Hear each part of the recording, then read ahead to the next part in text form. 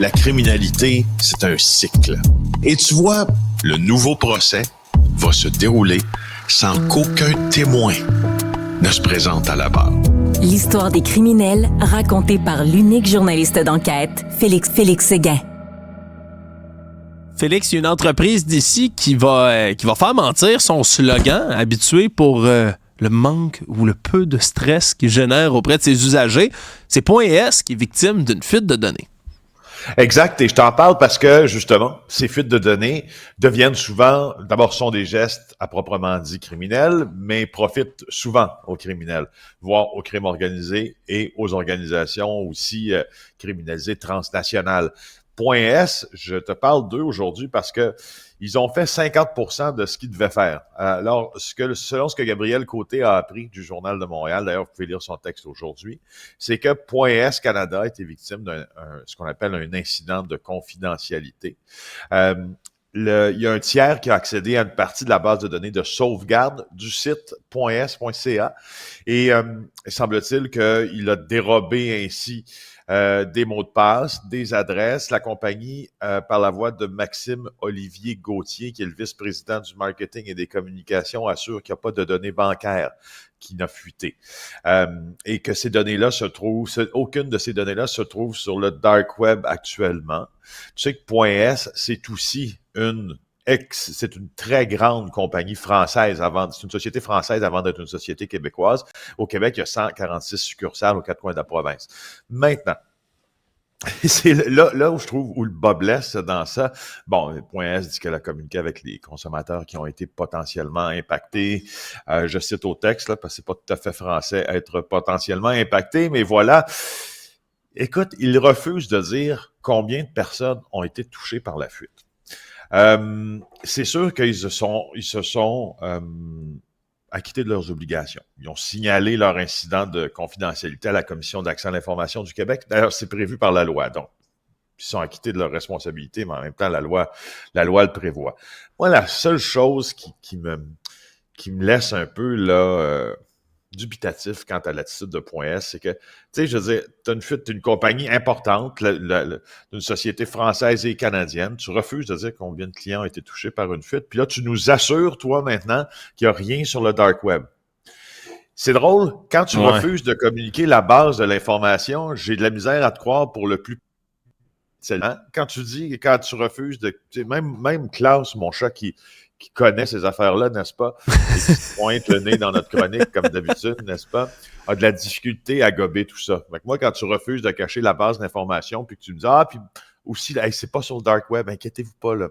Puis, il y a juste les adresses puis les courriels qui ont été volés, inquiétez-vous pas, là. C'est drôle, j'ai comme tendance à moins de croire. Je suis absolument d'accord, là. Surtout, je veux dire, c'est là que d'habitude tu vends des informations volées, puis là, eux autres, c'est comme s'ils nous disaient, on les connaît, là, les gars qui ont volé ça, là. Ils iront pas mettre ça sur le dark web, on vous le jure.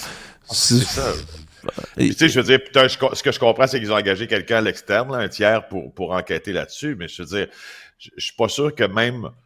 En tout cas, parce qu'on l'a vu dans les dossiers de fuite de données, là, moi j'en ai fait beaucoup pour l'émission JE.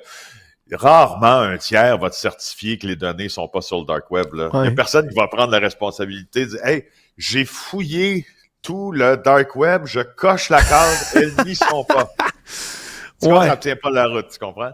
Alors, difficile à croire, effectivement, Félix. Alexandre, il y a eu des pires déclarations que ça là, dans le domaine des communications. Là, celle-là est juste ne résiste pas à l'épreuve en tout cas de quelques vérifications sommaires, je trouve. Puis si je t'en parle aussi parce que bon, la thématique vol de données dans cette chronique aujourd'hui, c'est entre autres parce que le Grand Palais qui accueille les épreuves des Jeux Olympiques à Paris, puis une quarantaine de musées du Louvre ont été victimes d'une attaque par rançongiciel aussi ce week-end. C'est l'AFP qui nous a appris ça. C'est repris dans le journal. Alors dans la nuit de samedi à dimanche, on s'est attaqué au système, je cite, qui permet la centralisation de données financières.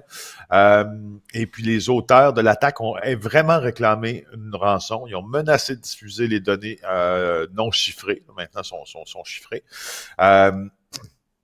Alors, c'est ça. C'est l'Agence française de sécurité informatique là, qui a été alertée de cet incident-là. Ça affecte pas le système d'information, mais j'écoute, j'aimerais des Jeux olympiques, mais j'aimerais ça savoir qu'est-ce qui est en train de se dire chez les organisateurs de Paris 2024. Ouais.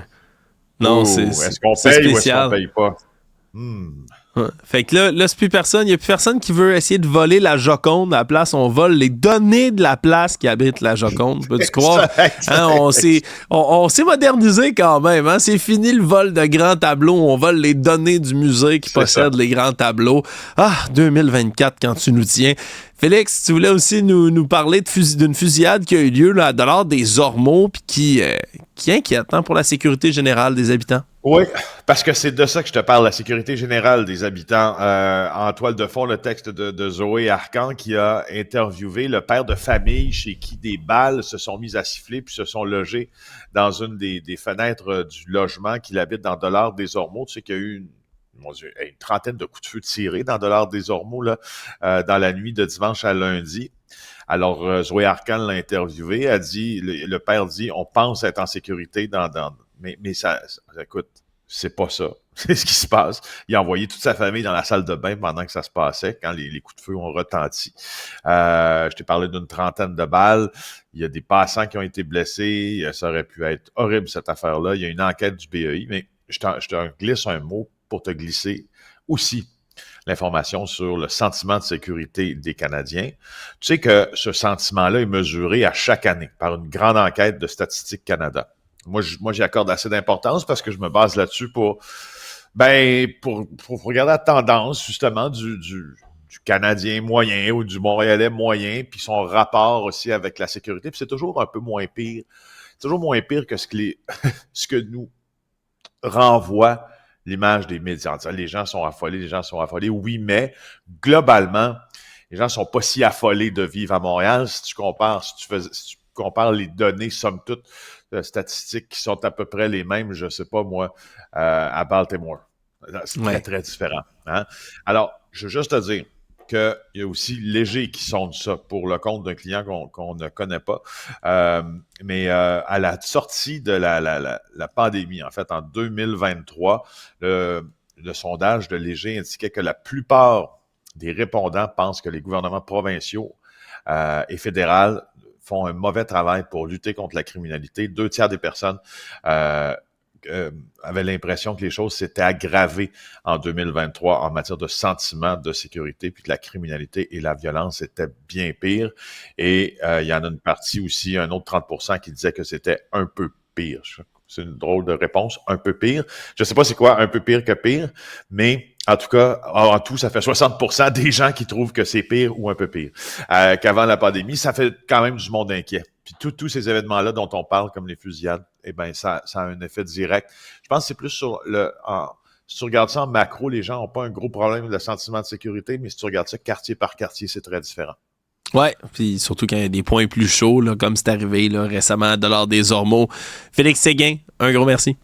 Merci, au revoir. Salut.